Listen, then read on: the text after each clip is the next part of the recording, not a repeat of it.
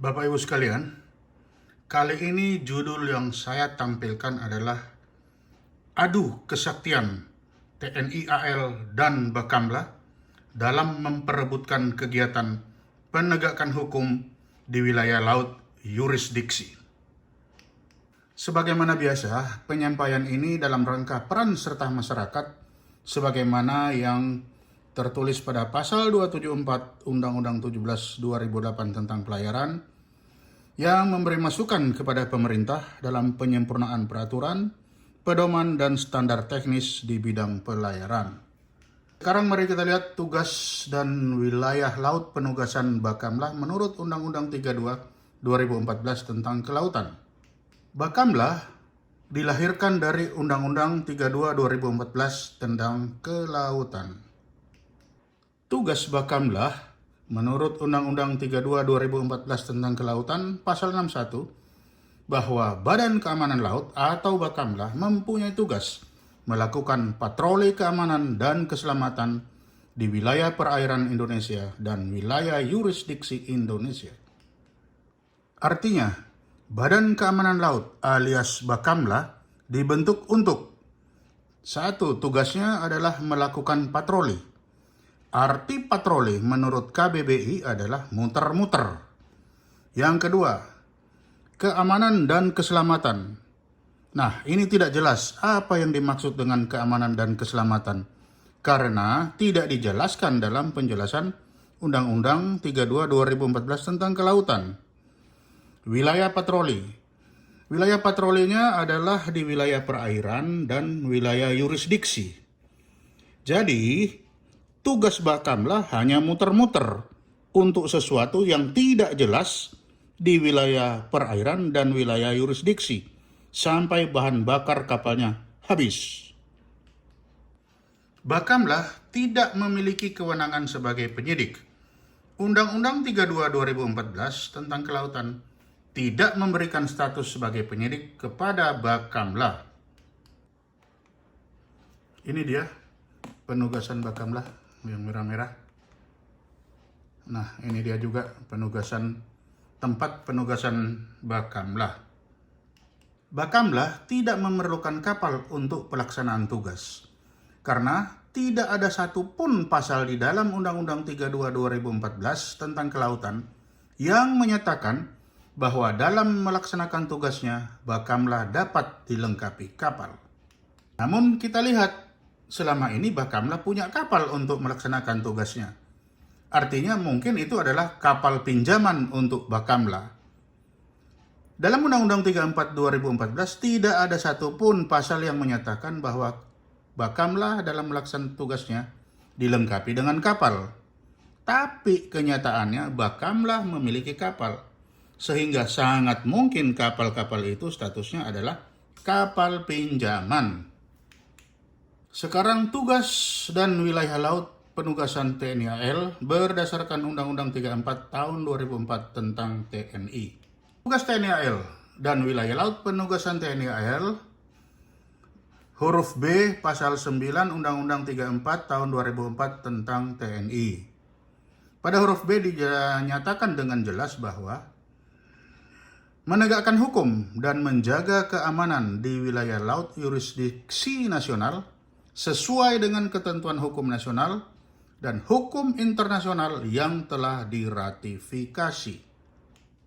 Jadi, tugas TNI AL dan wilayah laut penugasan dapat dilihat pada huruf B pasal 9 Undang-Undang 34 2004 tentang TNI. Yang pertama, tugas TNI AL adalah menegakkan hukum. Kedua, wilayah penugasannya berada di wilayah laut yurisdiksi nasional. Ini dia wilayah laut penugasan TNI AL, yaitu wilayah laut yurisdiksi. Nah, ini dia. Pada pasal penjelasan ini sangat jelas dijelaskan bahwa penegakan hukum di laut adalah sesuai dengan kewenangan TNI AL. Jadi penegakan hukum di wilayah laut yurisdiksi nasional itu adalah kewenangan TNI AL yang diberikan oleh undang-undang. Jadi bukan diberikan oleh orang-orang, oleh perseorangan, tapi diberikan oleh undang-undang. Sehingga apabila ini akan dicabut, ya yang mencabut adalah undang-undang. Jangan lupa ini adalah kewenangan TNI AL yang diberikan undang-undang untuk melaksanakan penegakan hukum di wilayah laut yurisdiksi nasional. Biar jelas, saya jelaskan lagi, atau perlu penjelasan lagi. Menegakkan hukum dan menjaga keamanan oleh TNI AL, yaitu menegakkan hukum dan menjaga keamanan di wilayah yurisdiksi adalah tugas dan kewenangan TNI AL. Kegiatan dalam penegakan hukum mulai dari mengejar, menangkap, menyelidiki, dan menyidik. Jenis pelanggarannya adalah ancaman navigasi, tindak kekerasan, dan pelanggaran hukum.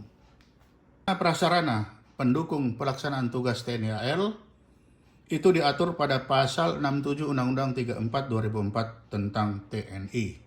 TNI AL sebagai penyidik di ZEI didukung oleh 4 undang-undang, yaitu Undang-Undang 34 2004 tentang TNI, Undang-Undang 43 2008 tentang wilayah negara, Undang-Undang nomor 583 tentang ZEE, dan Undang-Undang 17 2008 tentang pelayaran.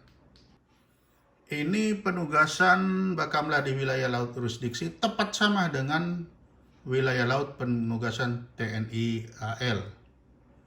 Nah, ini dia wilayah laut penugasan TNI AL. Nah, selanjutnya ini juga wilayah laut penugasan Bakamla. Sehingga terjadilah di sana tumpang tindih kewenangan. Dari uraian di depan, maka ditemukanlah kualitas Bakamla dan TNI AL. Yang pertama, Bakamla. Tugas Bakamla adalah patroli keamanan dan keselamatan di wilayah perairan Indonesia dan wilayah yurisdiksi Indonesia. Status Bakamla bukan penyidik. Status kapalnya kemungkinan pinjaman. Dan wilayah penugasannya di wilayah laut yurisdiksi dan wilayah perairan Indonesia. Sekarang TNI AL tugasnya menegakkan hukum dan menjaga keamanan di wilayah laut yurisdiksi nasional. Statusnya sebagai penyidik, status kapal juga dia adalah pemilik, dan wilayah penugasan adalah wilayah laut yurisdiksi nasional. Untuk diketahui bahwa tidak ada satupun pasal di dalam Undang-Undang 32 2014 tentang kelautan yang menyatakan bahwa Bakamla menjadi terdepan dalam Gakum di masa damai. Artinya, pernyataan yang dinyatakan oleh Kepala Bakamla itu merupakan keinginan Bakamla untuk menjadi penegak hukum di wilayah laut yurisdiksi nasional.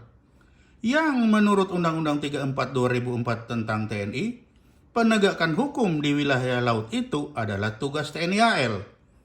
Sehingga sangat dilihat sini, Bakamla mau merebut tugas TNI AL sebagai penegak hukum di wilayah laut yurisdiksi nasional. Artinya, lagi, Bakamla ingin memperebutkan tugas itu dari TNI AL. Nah, kalau hal ini benar, saya ulangi, kalau hal ini benar, adalah aneh bin ajaib apabila Kasal merelakan tugas penegakan hukum itu diserahkan kepada Bakamla. Karena penegakan hukum di wilayah laut yurisdiksi nasional adalah tugas TNI AL yang diberikan oleh undang-undang. Sehingga apabila Bakamla mencoba merebut tugas itu dengan menyatakan bahwa tugas itu adalah tugas Bakamla, seharusnya Kasal mengingatkan bahwa undang-undang telah memberikan tugas itu kepada TNI AL. Apalagi dalam tugas Bakamla tidak tertulis sama sekali bahwa tugas Bakamla adalah menegakkan hukum. Brur, ingat-ingat, tidak ada dalam tugas Bakamla bahwa Bakamla adalah penegak hukum. Mohon baca pasal 61 Undang-Undang 32 2014 tentang kelautan. Tugas sebagai penegak hukum dan penjaga keamanan di wilayah laut yurisdiksi nasional sampai hari ini masih ada di pundak Nevi Van Alri yang kami cintai. Mohon dibaca penjelasan huruf B pasal 9 Undang-Undang 34 2004 tentang TNI. Ini negara hukum. perintah Presiden tidak bisa mengangkat tugas itu dari pundak Nevi van Alri. Tugas itu hanya bisa diangkat melalui revisi Undang-Undang 34 2004 tentang TNI. Bror, inga-inga, kami para junioren tidak rela Nevi van Alri dikerdilkan dan dikorbankan begitu saja sama instansi yang tugasnya tidak jelas. Masa sih Nevi van Alri yang sudah berumur 75 tahun harus dikalahkan sama Bakamla yang baru berumur balita? Kami para junioren bangga dengan Nevi van Alri. Mohon hindarilah dukungan kepada instansi yang tugasnya tidak jelas. Kesimpulan, di wilayah laut yurisdiksi telah terjadi tumpang tindih kewenangan antara Bakamla dan TNI AL. Yang kedua, menegakkan hukum dan menjaga keamanan di wilayah laut yurisdiksi nasional adalah tugas dan kewenangan TNI AL. Yang ketiga, tidak ada satupun pasal dalam Undang-Undang 32 2014 tentang kelautan yang menyatakan bahwa Bakamla bertugas sebagai penegak hukum. Yang keempat, perintah Presiden tidak bisa dijadikan alasan untuk memberikan tugas penegakan hukum kepada Bakamla. Selanjutnya, sebagai negara hukum, Presiden pun harus patuh kepada undang-undang. Dan terakhir, agar supaya tidak terjadi kekacauan dalam penegakan hukum akibat kehadiran Bakamla di wilayah laut yurisdiksi, maka sebaiknya Bakamla ditarik dari wilayah penugasannya.